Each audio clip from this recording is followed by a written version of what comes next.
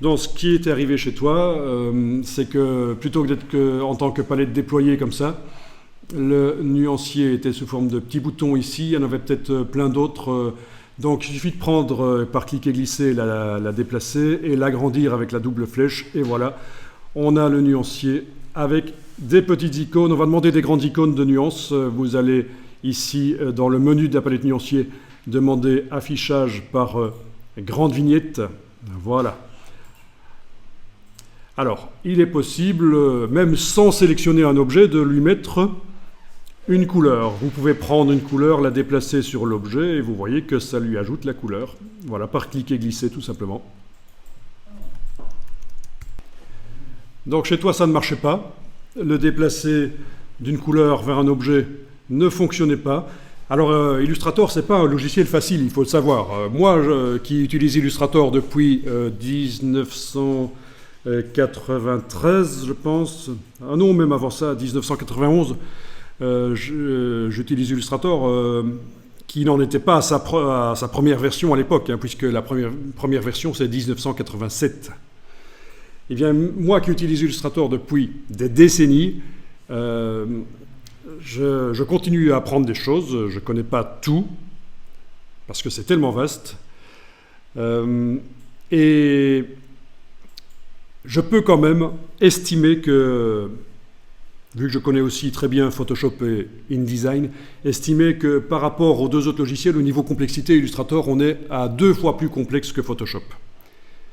Alors certains vont vous dire mais non, Illustrator c'est simple. Mais non, c'était le cas avant, mais Illustrator a évolué. Il y a des fonctionnalités qui sont apparues régulièrement et des fonctionnalités révolutionnaires, notamment la palette Aspect qui est révolutionnaire. Et ceux qui ont commencé à étudier Illustrator dans les années 80-90 et qui n'ont pas mis à jour leurs connaissances passent à côté de plein de choses intéressantes dans le logiciel et ne se rendent pas compte à quel point il est devenu très puissant, mais aussi un peu complexe. Donc méfiez-vous de ces dinosaures qui vont vous dire qu'Illustrator c'est très simple, c'était le cas avant mais c'est plus le cas. Et ça demande aussi un ordinateur puissant. Avant, dans les boîtes, dans les années 90, Illustrator, on le mettait sur les petits ordinateurs pas très puissants, et Photoshop, ça nécessitait un ordinateur puissant. Et maintenant, Illustrator, ça demande aussi beaucoup de ressources. D'ailleurs, sur le site Adobe, vous allez voir qu'il y a des configurations qui sont proposées, des configurations qui sont conseillées, et notamment des cartes NVIDIA, compatible avec Adobe, et les processeurs de la carte servent au logiciel pour accélérer, parce que rien que le processeur central de l'ordinateur n'est pas suffisant, il faut une bonne carte graphique avec des processeurs, et pourquoi pas, tant qu'à faire, une carte compatible avec Adobe, pour être certain que ça va bien fonctionner. Ceci dit, je ne fais pas la pub de NVIDIA, c'est juste que sur le site de Adobe, ils parlent ils développent leur logiciel pour cette marque-là, pour que ce soit optimisé pour cette marque de carte graphique. Voilà, donc Illustrator est complexe.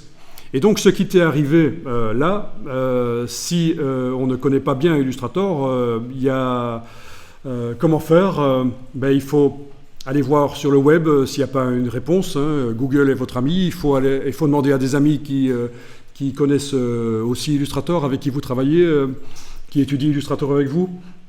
Il faut demander dans les forums, sur des groupes Facebook, LinkedIn ou d'autres réseaux sociaux, c'est vous qui voyez. Et donc moi, connaissant Illustrator, là je suis arrivé à trouver d'où vient le problème. En fait, ce qui se passait chez toi, qui t'empêchait de déplacer les couleurs du nuancier directement vers les rectangles, c'est que dans le menu Illustrator Préférences, Sélection et affichage des points d'ancrage, Illustrator Préférences, sélection et affichage des points d'ancrage. Ceci était coché. Sélection d'objets par tracé seulement. Ça veut dire que quand on veut sélectionner un objet, il faut cliquer sur le bord de l'objet. Voilà, sur le bord là où se trouve réellement la construction vectorielle. Donc je Et donc, il faut le laisser décocher, sauf si on a une bonne raison que ce soit coché. Alors, chez toi, sur l'ordinateur, sur ton Illustrator, c'était coché, d'où le problème. Voilà. Mais j'en parle à tout le monde ici parce que c'est le genre de choses qui pourrait vous arriver. Et donc, on ne sait jamais. Maintenant, vous le savez. L'infographie, la maîtrise de Illustrator, des logiciels Adobe et du graphisme, c'est une multitude de petites astuces comme ça dont il faut se souvenir. Et parfois, il faut prendre des notes. Hein. Parfois, il faut organiser ça sur l'ordinateur sous forme de dossier, ces petites astuces. Parfois, il faut tenir un carnet sur lequel vous écrivez. Mais c'est très important d'avoir une bonne mémoire et de se souvenir de ce que vous avez rencontré comme problème. Dans les entreprises où on fonctionne de manière intelligente, ils ont un carnet, qui peut être électronique sur l'ordinateur maintenant, mais en tout cas, ils ont un carnet, d'une manière ou d'une autre, où ils inscrivent tous les problèmes qu'ils ont rencontrés et comment ils ont réussi à les résoudre. Sinon, c'est débile.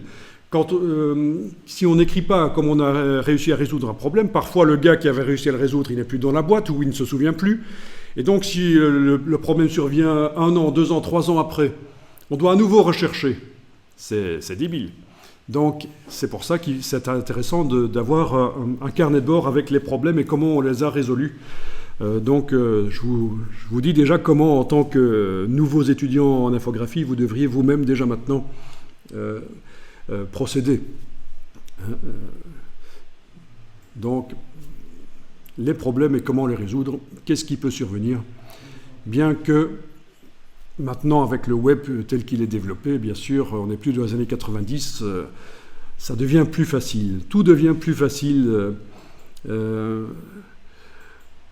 Voilà, je vous parlerai un peu de combien coûtaient 3 heures de tuto dans les années 90, 3 heures de tuto vidéo dans les années 90, vous allez voir, par rapport aux centaines de milliers d'heures que vous avez gratuitement maintenant sur YouTube. Je vous parlerai aussi du prix du matériel, combien coûtait un disque dur. Vous allez voir que plus on avance, plus ça devient facile, mais on a malheureusement les gens qui n'ont pas toujours le réflexe d'en profiter. Ils n'ont pas connu la pénurie, ils n'ont pas connu l'absence de ces facilités, et donc ils n'en profitent pas assez. Ils ne regardent pas assez des tutos sur le web, ils ne connaissent pas assez leur matériel. Voilà. Donc malgré tout ici, je reviens avec ce truc-là, je vais les cocher juste pour la démonstration, cocher sélection d'objets par tracé seulement et essayer de recréer le problème. Et en effet, quand sélection par tracé seulement est cochée, quand on essaie de déplacer, il y a un signe interdiction et ça ne marche pas. Même si on met sur le bord. Ah non, si on met sur le bord, ça marche. Forcément, si on met sur le bord, ça fonctionne. Ouais.